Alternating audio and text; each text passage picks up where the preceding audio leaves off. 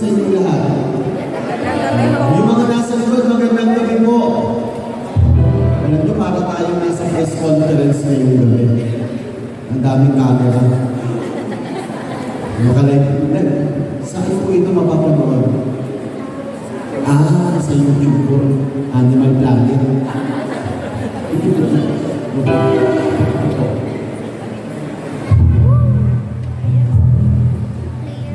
Brother Balong Bañez po, at salamat sa Diyos kasi ang araw ko nakarating kanina. At pinibring anong sugar at cholesterol. Sino yung nakapag-abili kanina? Yan. Sino yung matataas sa cholesterol? Kaya na pre-over yun. Matataas ang sugar. Sugar daddy. Ilan po ang sugar niya daddy? 6. Kaya hindi ko alam kung masarap makipag-usap sa 70 days. By the way, ngayong gabi ay gabi ng pagpapala ng Diyos. Amen? Tingnan nyo nga yung matatlong mukhang pinagpala. Sa ibang video ngayong gabi, 4 na lupa yung pinag-usapan. Isang mabato, isang nasa daanan. Nasa daanan. Di ba? Nagpumabato yun. Hindi. Isang mabato. Yung isa ay puno-puno ng mga tinik. At yung isa ay matabang lupa. Yung may katabing matabang lupa, sumigaw ng amen. Parang hindi ko naiintindihan. Parang mataba talaga si brother yung sigaw ng amen. Diba? Nakakatawa yung organist na ito, bayan na bayan. Ang galing ko brother praise the Lord. Ang galing kami pag-usapan po natin, ito po ba? Sabi, sigurado po. Jubilee year ngayon no? So, tayo mga Katoliko lang may ganyan sa ibang sekta wala. So, Jubilee year, ang tema ngayong taon na to ay Pilgrims of Hope. Ibig sabihin, tayo ay mga naglalakbay lang sa mundo nito. Dapat hindi tayo nawawalan ng pag-asa, tama mali. Taas sa kamay ng may pasaway na asawa. Wala mo kayo takot. May pasaway na asawa.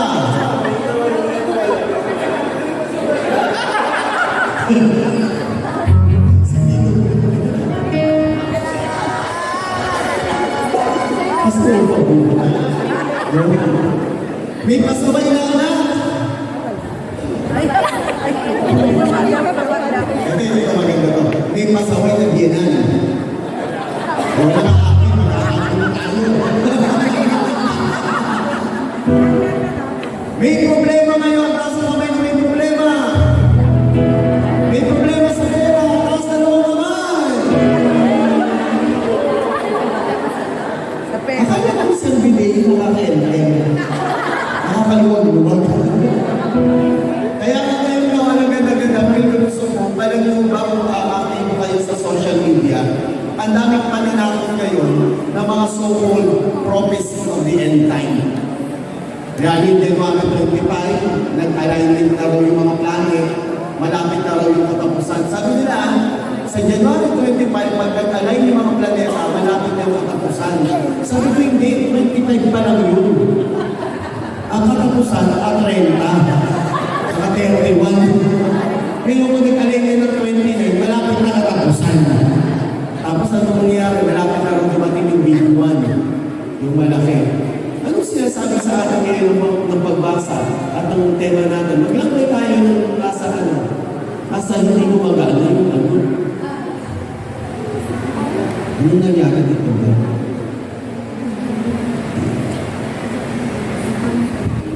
Nakaunawag ko. May demonyo talaga dito.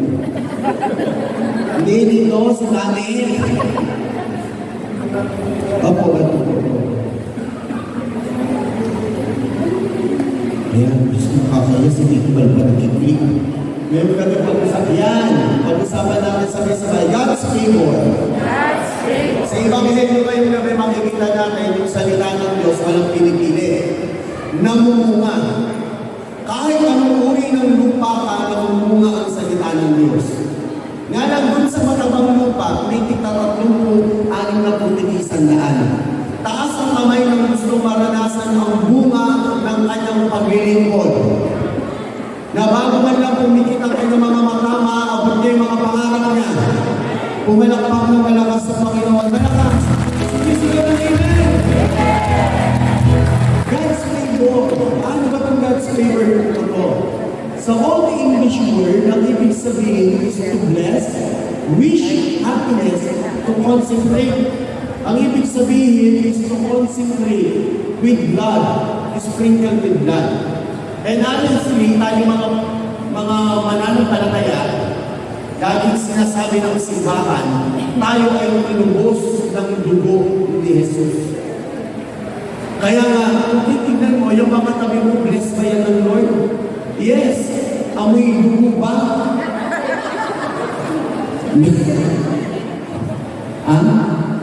Sabi mo dati meron pa. Sabi mo dati meron pa. Alam, issue to issue. At sa Bible, ang sinasabi ng to bless is extending of His grace. Sabi nyo ako grace. Mas malakas. Grace. Meron ba dito pangalan grace? Yan. May tanong ako, grace ba siya talaga ng buhay mo?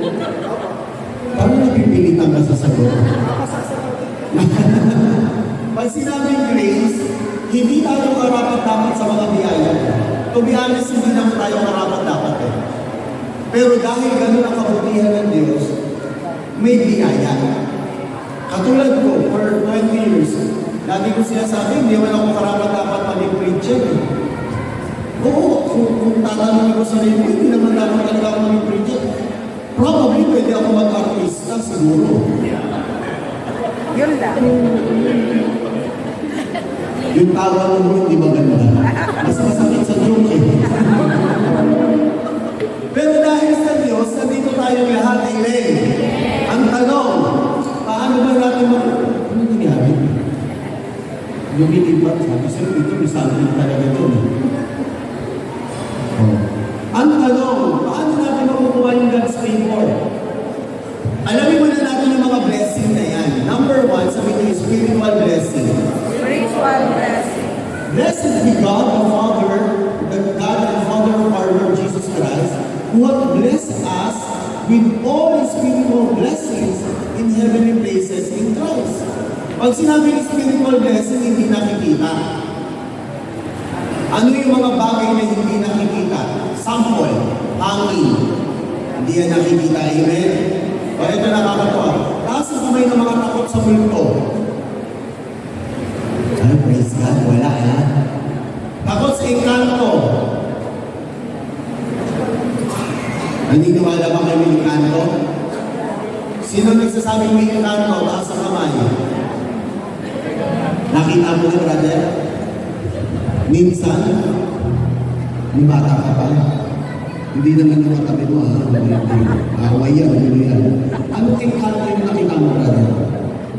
Okay. Mabuti. Hindi ka ba nakadrugs nun? Hindi ka naghahalap sa nila?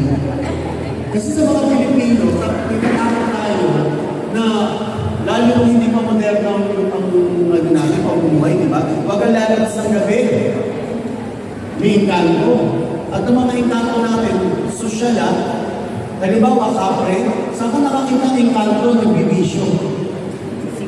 Yung kapre may tabako. Di ba kayo nag-isip kung saan siya bumibili? Pag-tikbalan mo, kalahati ng tao, kalahati kabayo.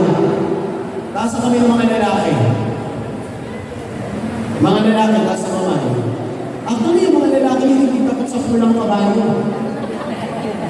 Gusto nila yung pulang kabayo yan. Lalo't malamig na malamig. Pag sinabi ng spiritual blessing, hindi mo naman ito makikita. Kaya nakakalungkot sa atin pag sinasabi ng spiritual blessing, ay, gusto ko yan. Ano yung spiritual blessing na yan? Number 1, sa spiritual blessing, yung mercy ng Diyos. Lahat po tayong narito kinakaawaan ng Diyos. Amen? Taas ang kamay ng mga edad 70, mataas. Di ba? 1, 2, 3, 4, di ba? Kaya kung serve lang ng serve kay Lord, malapit na finance. The last 2 minutes. Huwag tayo napapakasigurado, baka mauna tayo.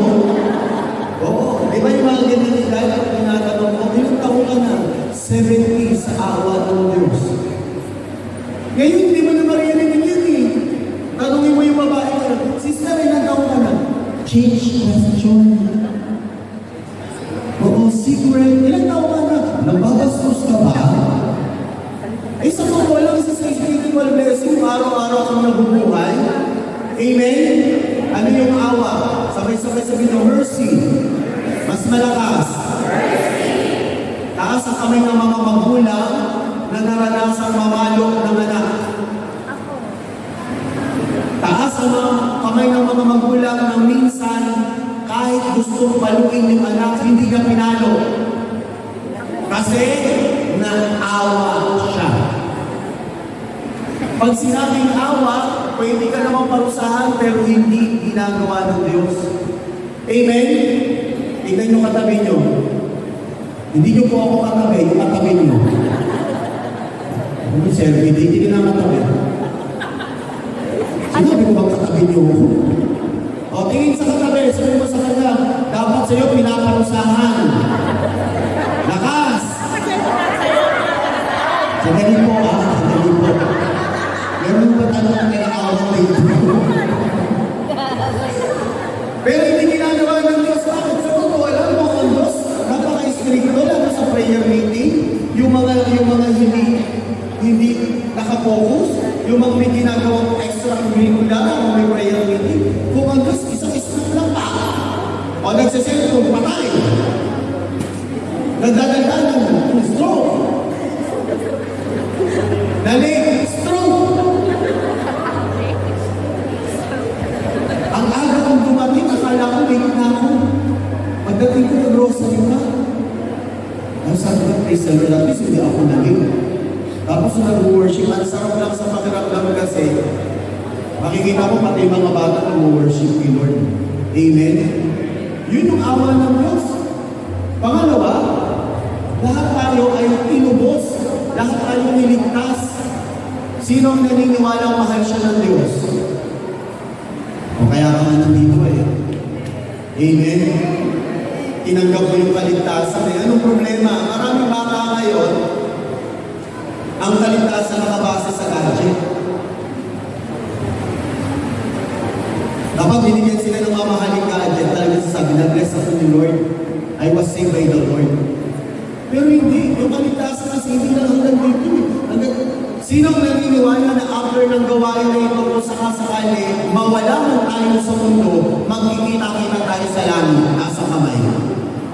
By the mercy of God. Amen? Ang bakit kaya pag namatay tayo, nagkita-kita tayo sa baba? Tapos may mga kasalungan pa, brother, oh, sir, binigyan mo. Oh, sir, oh, huwag ka maingay, hindi ko sila natumal.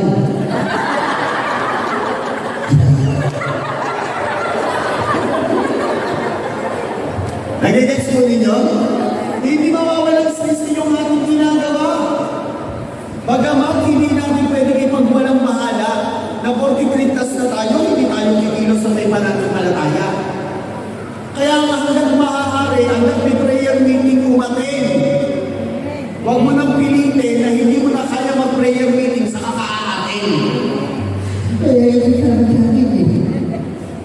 Hanggang kaya. Inililigtas tayo ng Diyos kabuuan ng ating pagkatao. Nasa sa atin na kung tatanggapin natin yung bilang blessing, bilang spiritual blessing. Amen? Pangatlo, adoption is a divine act where God takes the unworthy and makes them His generous children.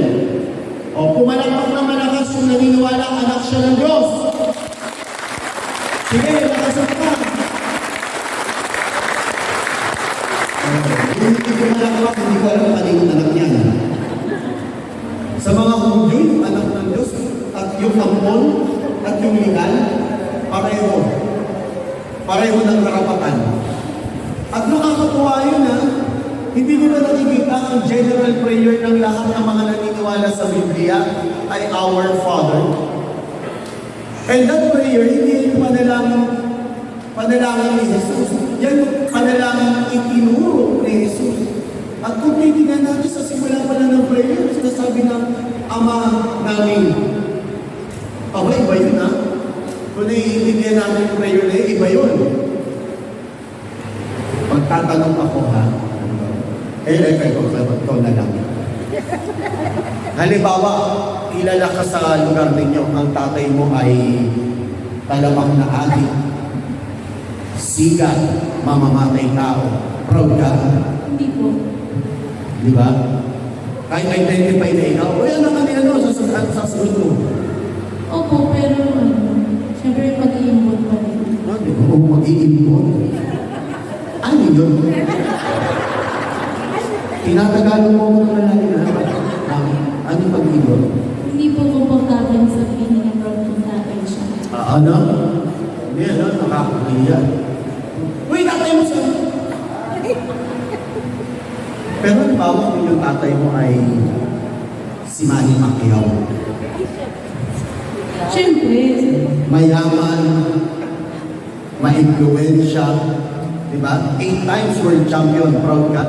opo naman. Magpapalit ka tatay? Hindi sample nga lang. Halimbawa, papasok ka rito sa survey day, tapos alam mo na anak ka ni Manny Pacquiao, proud ka. Opo. Bakit ganun tayo mga tao? Pag-isip natin sa mga dapat parang tayo din, anak tayo ng Diyos. Na kailangan ng Diyos ay hindi magpapabaya sa kanyang anak. Amen? Kasi sa inyo minsan nagigising isang bagay na kasama mo. Siyempre walang aamin. Di ba? Tapos kami naranasan magkaroon ng mabigat na problema. Sa totoo lang sa totoo lang, kung kailan ka nag-serve ni Lord, saka doon bumigat yung problema. Amen? Tapos natatanong ka pa kung kailan ka nag-serve. Hindi naman talaga sasagot ang Diyos. Pero sana huwag natin makalimutan na kailanman ng Diyos hindi nagpapabaya sa kanyang mga anak. Ang sarap-sarap tayo na magising na ng umaga, alam mo anak ka ng Diyos. Amen? Mamili ka anak ka ng Diyos o anak ka ng kalaban ng Diyos. O di ba, anak ng Diyos? Yung katabi mo ba, papayag ka anak ng tumba? Huwag yun akong balik na rin. Utang na loob. Mga pa, sanctification, ito maganda to. Sabi dito, the process of sanctification or becoming more like Jesus doesn't happen on accident. Sino ho sa inyo ang matagal na nasa survey day? Mga lagpas 1 year na sa survey day. Lagpas 1 year. Oo, di ba? Tatagal na. Sa totoo lang, tatagal ka naman sa prayer meeting. Hindi ka naman nagmumukhang banal eh. Oo. Maraming marriage encounter community or Catholic community, suplada na papangit pa. Totoo. Si Tita Ayos na yung magandang hindi suplada. 10,000 na naman ako. Akin sila ba? Last, di ba? 10? Okay, 15. Sisend niya sa Gcash. 1 peso a day. Hindi kasi pinapagkala ang mga community, nagulat ako, sabi ko, naiiyak ka eh, kasi ang galing-galing na prayer leader, ang galing-galing na worship leader. Pero hindi marunong makipagkapwa-tao. Minsan nakakapang iba, yung pagpunta mo sa harapan, it is a part of performance. No, it is part of your being a Christian. Ang holiness kasi wala dito sa loob. Ang holiness magkatapos sa prayer meeting. Amen? Sige nga, tingnan mo yung katabi mo. Mukha bang banal? Minsan, yung katabi mo ba nakaka-bless? Parang tulog. Kahit mahaba ang kasal, kahit bumangon sa batal ng misa, kung hindi nakikita sa Jesus sa'yo, walang kabanalan sa buhay mo. Amen? At tandaan ang kabanalan ay hindi ini-impose. Pusang nararamdaman. Sige nga, sabi mo sa katabi mo, nagpapasalamat ako at katabi kita. Maraming plastic. Pangalawang blessing. Sino ang gusto niya? Material and financial blessing nasa kamay. Material and financial blessing. Sumigaw na amen. Binigyan ako sa isang LD community. At ang sabi ng isang attendee, ako brother, sabi ko, gusto mo ba ng financial and material blessing? Alam mo brother, sa buhay, sapat lang naniniwala at pinagpapala ako ng Diyos. Yung may mananampalataya ako, sige. Lagay natin ganito, may pananampalataya ka, brother. Pag sakay mo ng bus, sasabihin mo dun sa mundo ko, naniniwala ako kay Jesus. Na libre ako. Sasagot siya, naniniwala din ako, bumaba ka. Pwede ka ba bumili ng mga, magpasa mo ng mga bago niyo po yan, pirma mo kayo dito at magdamo kayo. Naniniwala ako na mahal ako ng Diyos. At naniniwala din kami na mahal kayo ng Diyos, pwede na kayo umuwi. Yun ang problema natin sa God's favor. Akala natin ang Diyos ay hindi kayang magbigay ng material and financial blessing. Sabi ko dito, sabi ni Solomon, karunungan at kaalaman ay ipagkakaroon ko sa iyo at ibibigay ko sa iyo ang mga kayamanan, ang karangyaan, ang karangalan na wala sa anumang hari na naman sa iyo, maging sa mga susunod pa na katulad mo.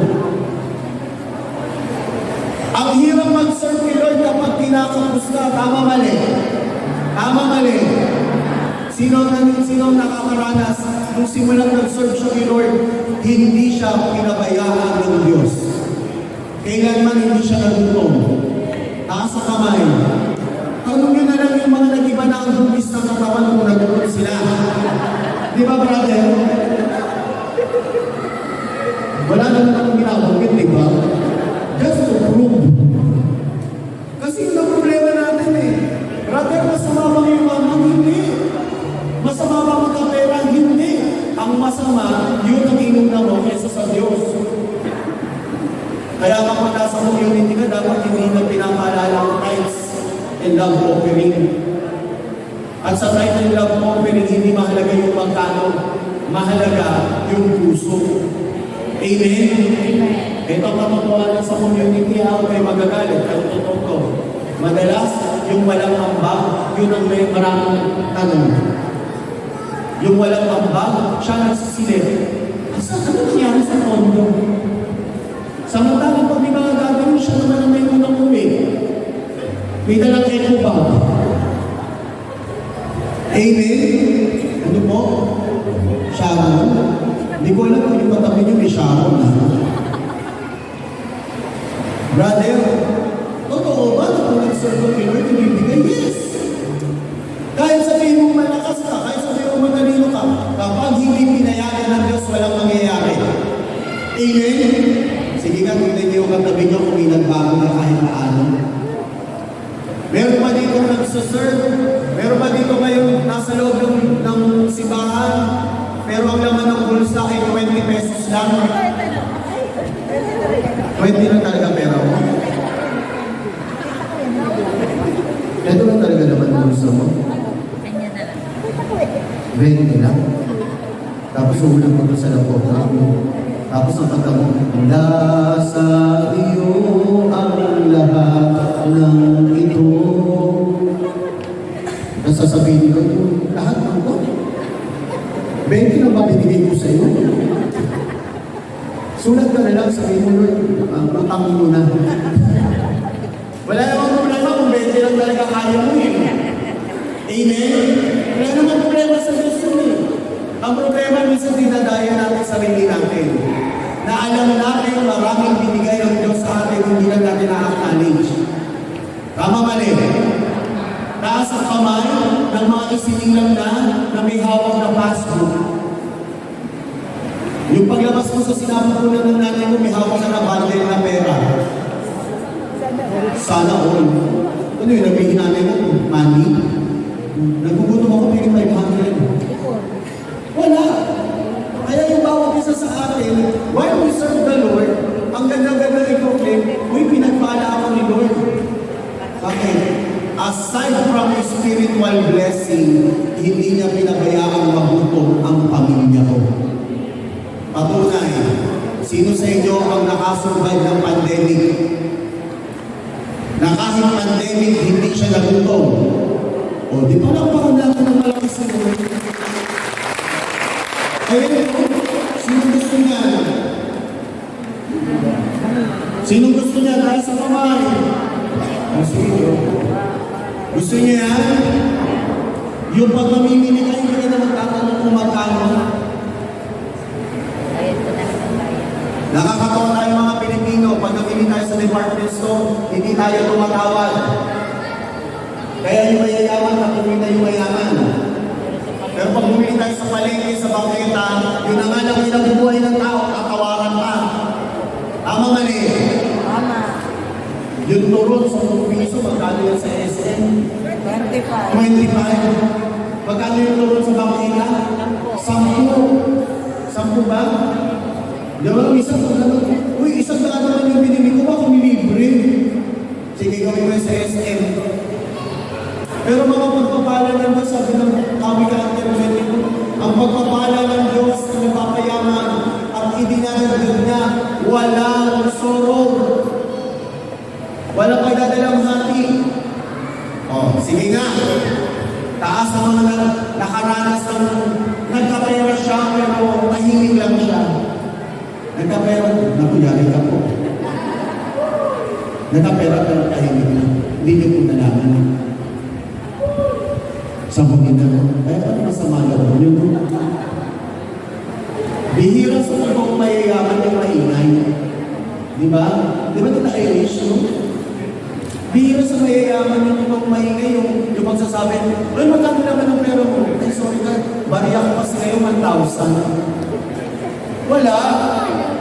Yung mga totoong mayaman, na hindi alam ng mga taong mayayaman, naglalakad na ng simple ang suot, nakakatulog ng maayos.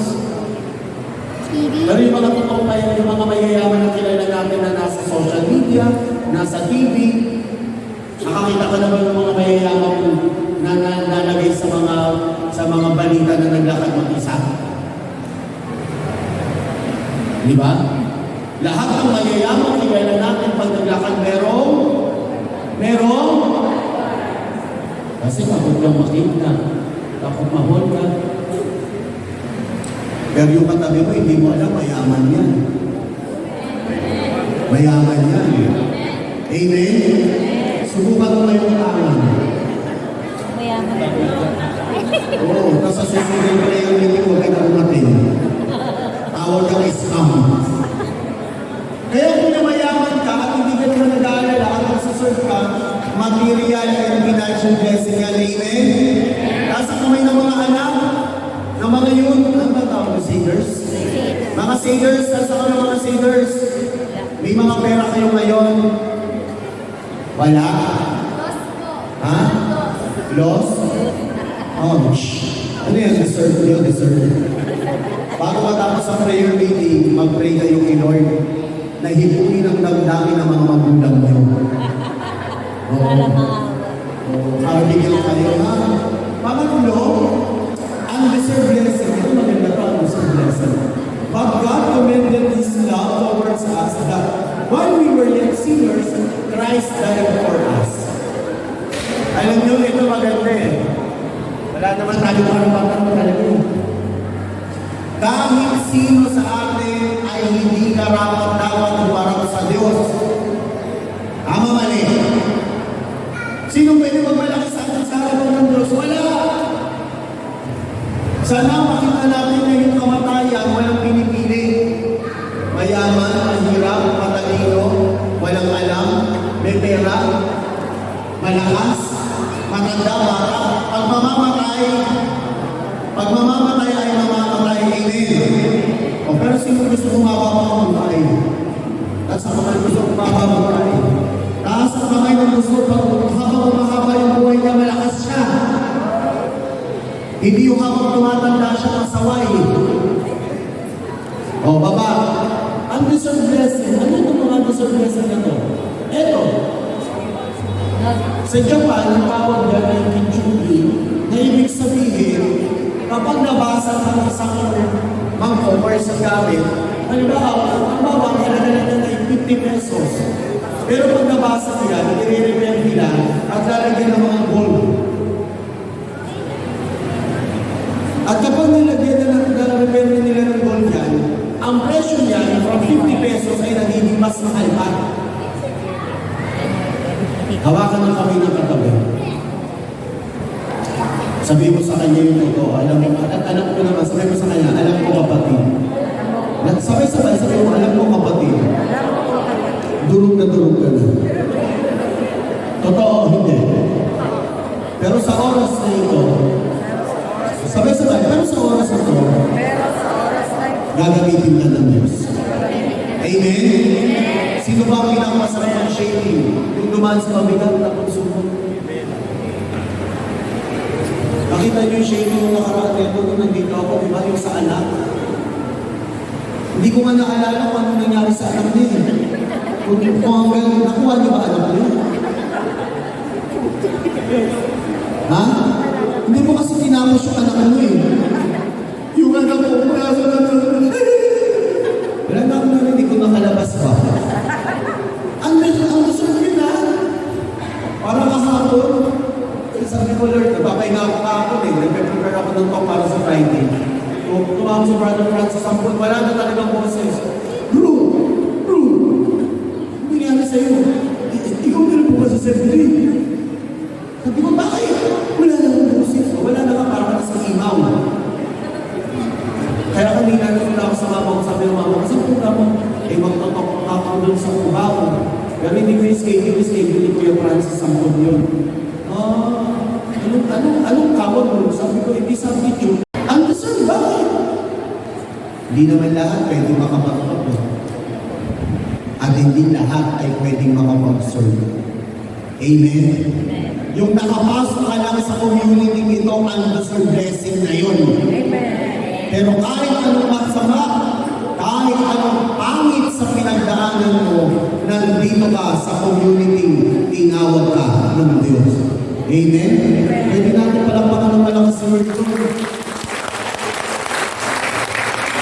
Ang sunod-sunod blessing in the heart of the Lord continued in the house of Abednego. The Gitite 3 months and the Lord blesses Abednego and all his household. Alam mo pag sinabing blessing, sabihin sabay-sabay na sigaw ng blessing. Mas malakas. Pag sinabing mo blessing, may problema ka pa rin naman. May karamdaman pa rin naman. May kakulangan pa rin naman minsan. Pero hindi ka na nag-aalala. Yung kahit bukas, mapuputulang ka na ng kuryente, ng tubig, ng internet, nakangiti ka pa rin. Bakit? Kasi alam mo, hindi mo papabayang ng Diyos. Alam niyo yung Joy Pulso Pero, brother, tugtugin mo nga Joy Pulso. Ayan. Ay, hindi rin ba rin ng butugtog? Substitute ka rin. Oo. Amaze ka. Joy Pulso tayo ha. Nakaupo lang sila ha. Kung alam nyo, sumabay po tayo ha. Uminga ka sa gitna ng iyong mga sabi-sabay. Ang suki ay mo. Ang hindi ko lang nakunin ni Lord. Sabi-sabay. Uminos ka. Uminos ka.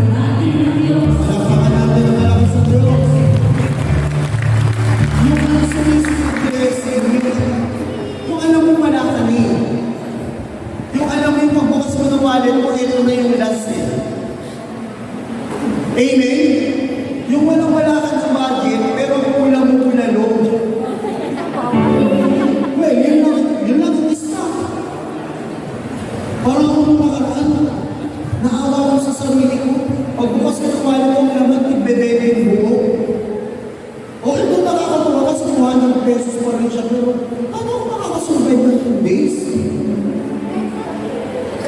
Nung binuksan ko yung microwave oven kasi, doon nakalagay yung mga pagkain na nilalagay ko paggabi. So siya yung microwave ko, rep din siya. Gano'n kumiinit kasi wala ito eh. Hindi ko napansin, pagbukas ko nagulat ako, may dalawa pa akong hiwa ng libo. Tapos yung bigas ko, isang akal na lang. Hindi sinahin ko siya. Natawa talaga ako sa sarili ko na nanangalian ako ng nakaliyento ako. Tapos mainit na kanin. At meron ako 1.5 na doon. Kaya nung nag-pray ako, pagtapos ko sa Lord, hindi ko masabi wala akong pera. Kasi nakaliyento ako eh.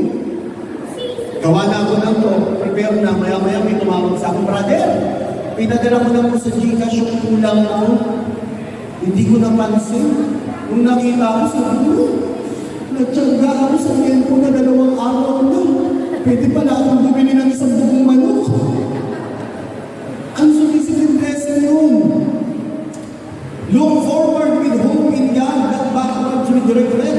God's got you, amen? Sa mga inababat na naniniwala, babayaran ng Diyos ang lahat ng bilis niya. Bumalag mo.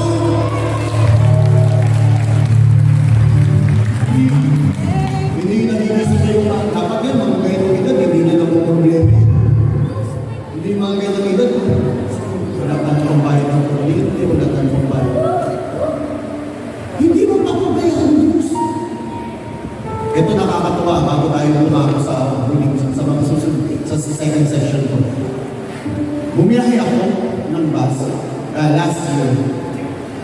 Nakakatuwa, dahil kung paano ako na yung isang wallet ko ay 1,000 pesos pa. Pero pag tingin ko sa wallet ko, wala na pala yung 1,000, hindi ko alam kung saan ko na ilagay. So ang naman ko na lang dito sa pointers ko ay 100 pesos. Eto na! Nag-sign up ako sa talaga ako ng pagpunta pa akong Bulacan, isang daan na lang yung pera ko. Pagbaba ko ng Bulacan, mag-tricycle pa ako na mga 70 pesos. Panginoon, paano talaga ko? Pagsakay ko ng P2P,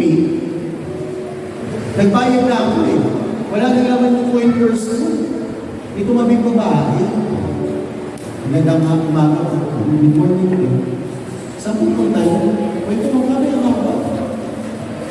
Mga pala, brother, sabi niya, sabi niya, total, magpapasok, baka hindi tayo makita, dagdag mo na ito sa pamasahe mo. Kaya ako pag binibigyan, hindi ko tinignan, yan ako nakakamali eh. Sa isang community na butan ako, hindi ko tinignan eh. Nung nasa terminal lang ako, pagbukas ko, 50 pesos eh. Nagdalala ako sa Diyos ko, baka 50 na naman. Nung nakababa na kami ng P2P sa Bulacan, dito ako nagtakakan. Sino yung babae? Ang haba ng kwentuhan namin. Sino nga ba yun? Tinanong ko sa kanya, sino kaya yun? Nagbeso-beso pa kami. Sino kaya yun? Ano pa sakay kong tricycle? Sabi ko, ano yun sa pagbulot ko doon sa tinabot? Raise the Lord talaga, 500 sa 50. At least 50 ka rin, tapos ang puluhan. Eto na. Pagpunta ko sa prayer meeting, sisimula pa lang sila. Kalagitnaan ng dumating yung babae. Hindi pala. Kaya nung pinakwento ko sa akin, ay, pagtapos ako, dinagdagan. So, hindi naman ako nagpaparinig, pinikwento ko. Totoo naman, wala naman ako eh. Amen? O, sabi mo sa katabi mo, sa katabi lang, wala ka naman. O, hindi kayo makaamin kasi meron kayo. Kaya natin natin ito, paano natin tatanggap yung blessing ng Diyos? Number 1, realizing God is our greatest need. Hindi po kayo dapat umaatin ng prayer meeting dahil responsibilidad. Umaatin kayo ng prayer meeting dahil alam ninyo na kailangan natin ang Diyos. Amen? Sabi ng Matthew 22:37, love the Lord your God with all your sa mga mahal ng Diyos. Amen? Sabi ng worship, this is my desire to worship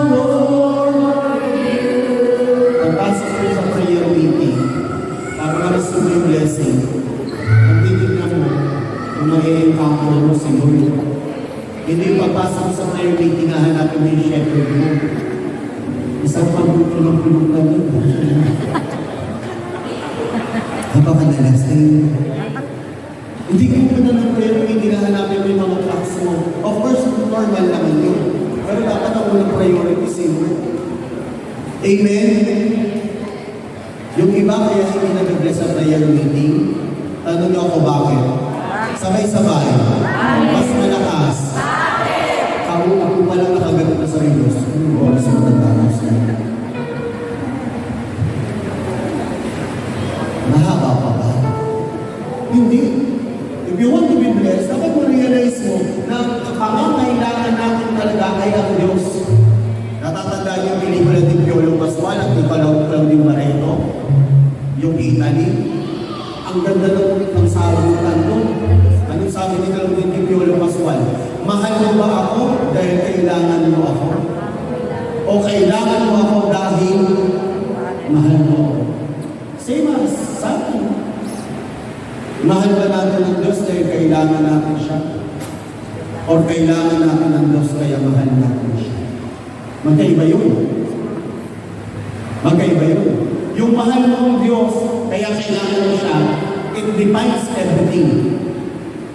Pero yung kailangan mo lang siya, kaya mahal mo siya, it defines your priority.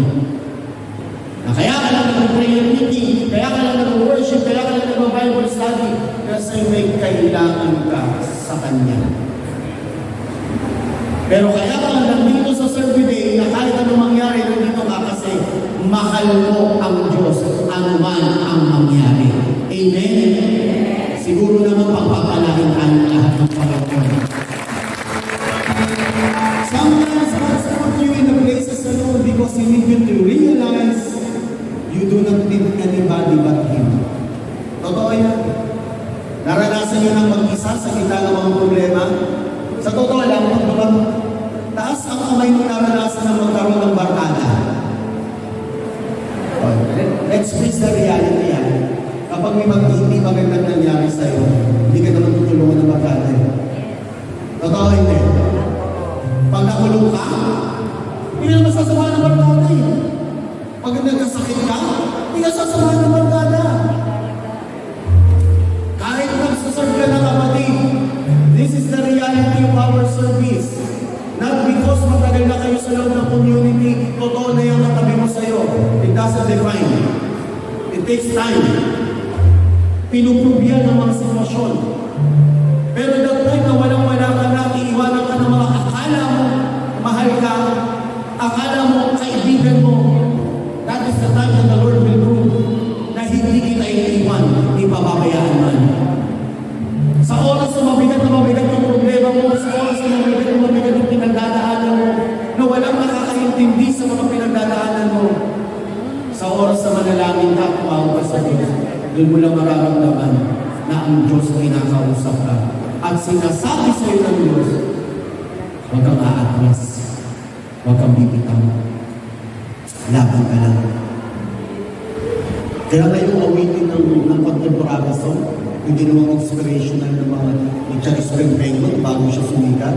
Which is yung kung hindi ngayon ang panahon na para sa iyo, huwag mag-iinip dahil nandiyan ang buhay sa huwag mawawala ng sandali. Kahit nagsaserve ka, akala niyo pag nagsaserve tayo, hindi tayo papayagan nila na dumaan, papayagan tayo. Para makita ninyo na sa oras na iniwanan ka ng mga tao inaasahan mo, hindi ka iiwanan ng Diyos mo. Pangalawa, allowing God to break us and humble us. Does not the Father have the right to make out the same lump of clay, some fathering for special purposes and some for common use? Wala bang karapatan na magpapalayok na gumawa ng mga maibigan niya sa isang uri ng putik na yan, yung iba para sa kakaiba, yung iba para sa common? At yun ang minsan ang ayaw natin. Pag tinanong mo sa mga prayer meeting, taas ang kamay ng gusto pagpalayan ng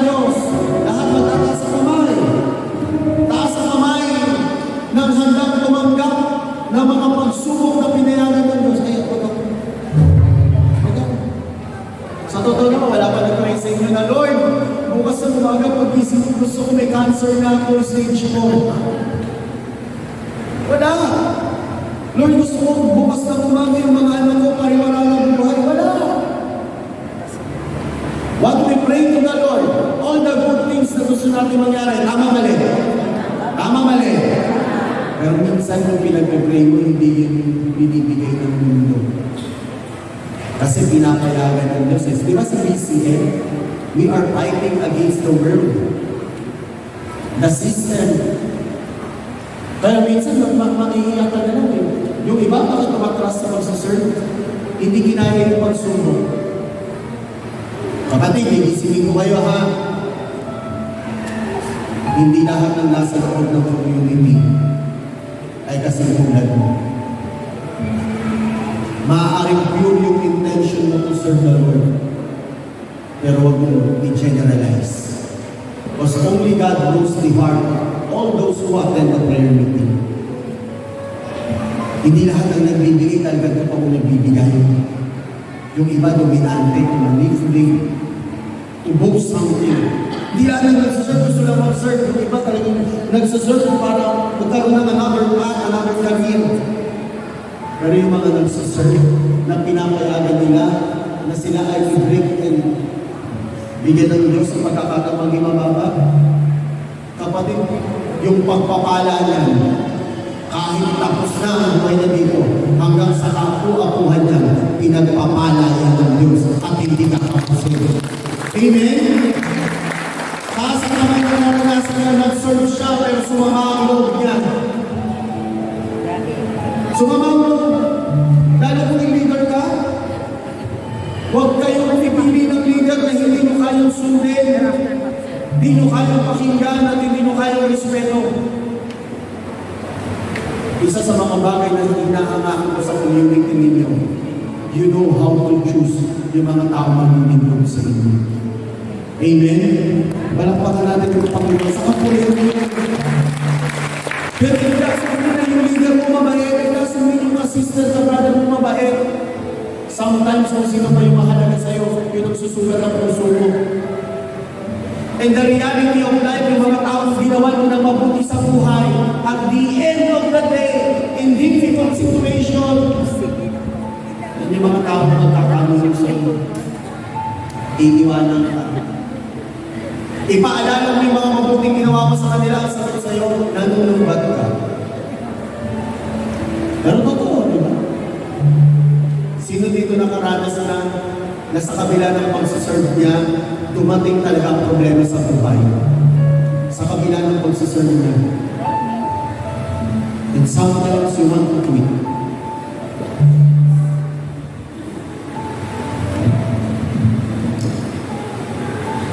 Hindi ito pwedeng lagyan ng tubig ng Diyos kung meron pa itong laman. Hindi ka pwedeng lagyan ng pagpapala ng Diyos kung marami kang alam at laman.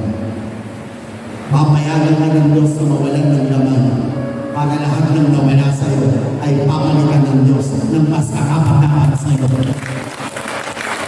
Amen? Kaya kapit lang. Hindi yung nagsaserve dami mo ano. God will take your broken pieces and use them to make you better and stronger than before. Kaya nga ako tumagal ng 20 years sa ministry. Sa 20 years ko po pagiging preacher, ito katotohanan. Ang lahat ng schedule ko ay depende po sa invitasyon. Dahil naniniwala ko ang invitasyon, yun yung panawagan sa akin ng Diyos. Never ako nagpipresenta. Unang-una nung karapat ako magpresenta. Kahit sabi ko magandang lalaki ako, yun ang pwede advantage ko. Uy! Akala ko kakampi kita. Di ba? For 20 years. Ang dami ko pinagdaanan. Pero lagi ko siya sabi, pinayagan na siya ng Diyos. Kaya ngayon nararanasan kayo sa Amen. Kaninang umaga, nagtok ako sa Pulilan, tapos ngayong gabi. Pero pinaka-enjoy ko yun. Nakapunta ako sa bahay ng mama ko. Naramdaman ko rin na anak ako, bunso ako. Katabi ko matulog yung mga pamangkin ko. Kung kalagitan ng pahinga ko, may bumabagsak na sa conversation. Kalagitan ng pahinga ko, may bumabagsak na drone. Ang ganda-ganda nga, nagbaring lang sila, tinamaan ako ng tinamaan, kahit tulog ako eh. Tapos pag-isip ko, sabi namin ng mama ko, magkapi ka na. Sabi niya, may pagkain na dyan. Sabi niya, kumain ka na. Anong oras mapunta mo? Sabi ko, ang sarap lang sa pakiramdam kasi pag may asawa ka na, malayo ka na sa magulang mo eh. Pero yung moment na nilayo ka ng Diyos, yung moment na magkasama ulit kayo, masarap yun at blessing na yun sa buhay mo. Amen? Pangatlo, learning to wrestle with God in prayer.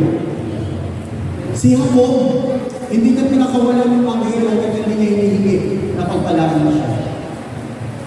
Taas ang kamay na may mga prayer life. Prayer life. Malaking bagay yung prayer life. Kapag malaking bagay. Sa minsan, at ang katotohanan, marami sa atin kasi mechanical prayer. Mechanical. Sanay tayo sa rosary, sanay tayo sa lumina, pero hindi tayo sanay sa conversation with the Lord. Conversation will lead you to conversion. Di ba pag minakausap ka, nakukonvert mo? Amen? Gusto kong malaman at makita ang lahat. Taas ang kamay ng gusto niya maabot ang lahat ng pangarap niya sa buhay. 100%. Dalawang kamay. Gusto mo maabot mo yan? Sige nga. Baba, ayon sa pag-aaral ng mga doktor, ng mga psychologists, in 21 days, declaring in yourself a good words every day, magmamanifest mo. Kaya maraming taong gumagaling kasi dinideclare nila magaling na ako. Maraming taong yung mayaman kasi dinideclare nila, yayaman ako. Yan lang. Prayer is not a magic word. It is wrestling with God.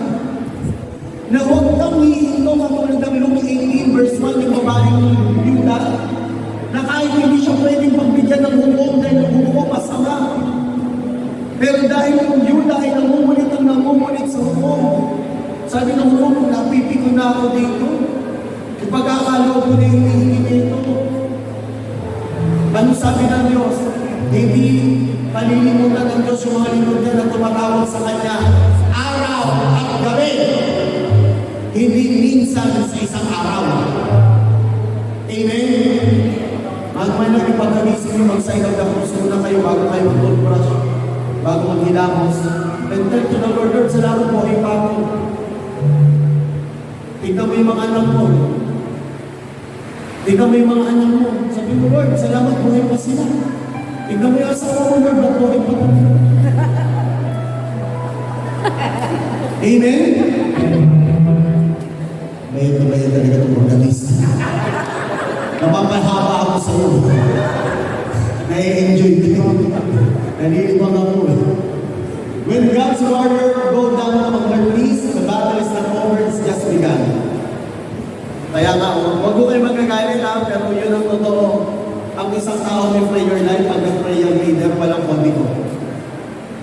Ang isang tao may prayer life, pag prayer leader, nakikipag-usap sa Diyos, pero tumatago sa puso na kasama.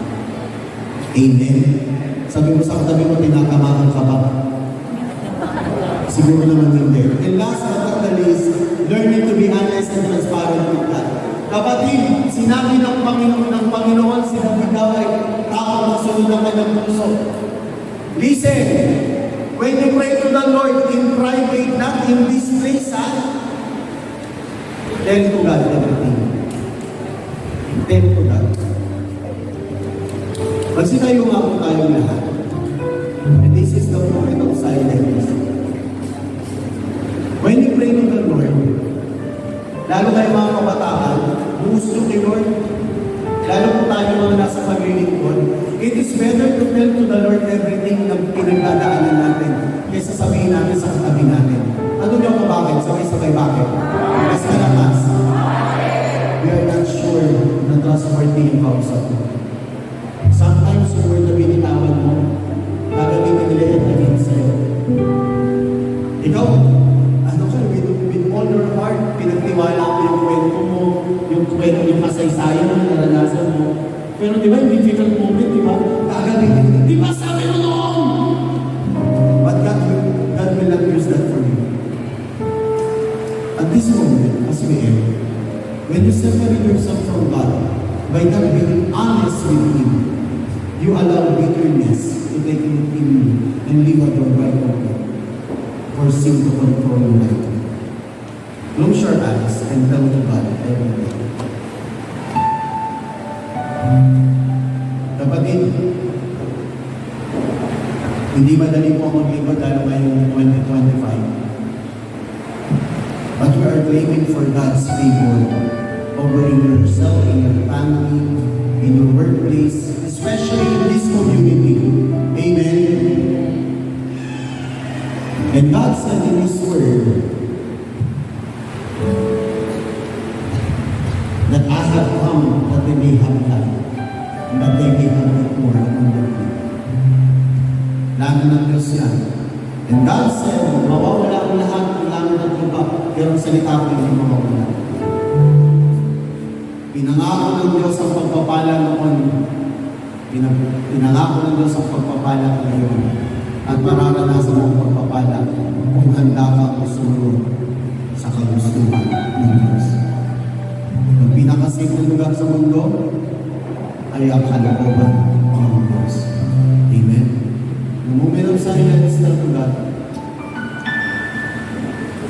This is my desire to